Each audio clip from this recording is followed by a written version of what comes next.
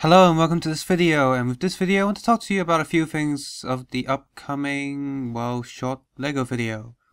And while this video is indeed a short video, I have spent more time on this project per second of animation than previous videos, so some of the movements are actually smoother in this short. So one of the first things I want to show you is the set of this short film. And there you have it, that's the entire set. There's no other sets, no other backgrounds, everything is there. And depending on what angle I'm pointing the camera, I can move the paper backgrounds to sort of extend the set. Next here are a few photographs of the timeline of the finished product. I consider this to be one of the simpler films. The script is half the size of LEGO Batman vs Aliens vs Predator, at around 4 notebook pages.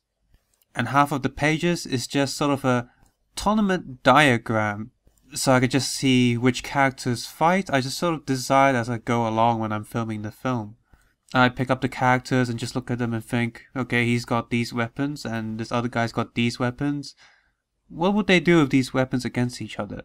And just make it up as I go along. But back to the main point is, as simple as the short, in fact some of those second layers of video is actually another set of animation that is layered on top, for example flying cat. Next I want you to have a listen to the first Chima voice. Here's version 1 that I'm not using. I am the new ripoff LEGO hero. And here's version 2, which I have used to put into the film. I am the new ripoff LEGO hero. Next we have sort of a deleted scene. In the end I didn't use this video because even though the propellers will look a lot smoother than some stop motion video that I'm used to doing, I simply didn't have enough lights on the green background, I didn't have a big enough green background, I didn't have enough distance between the figure and the green background. Took photos like any other animation in this video and just manually Photoshop each image, coloring out the edges, effect shots of things flying around. For example, in the final film you see a snake flying across the screen. Originally I had a stick moving the snake across the screen, and of course I took an extra photo with nothing on it and manually painted each image to remove the stick.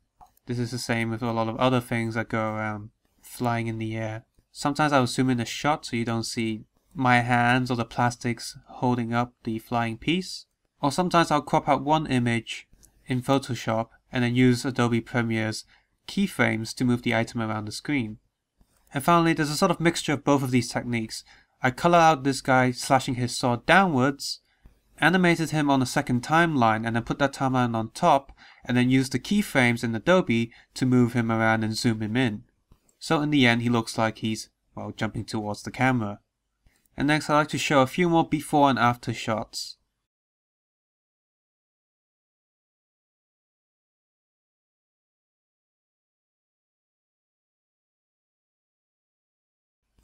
And finally, thank you for watching. I hope you enjoyed the trailer. High quality ninjas. Our ninja skills clearly prove that you overcharge.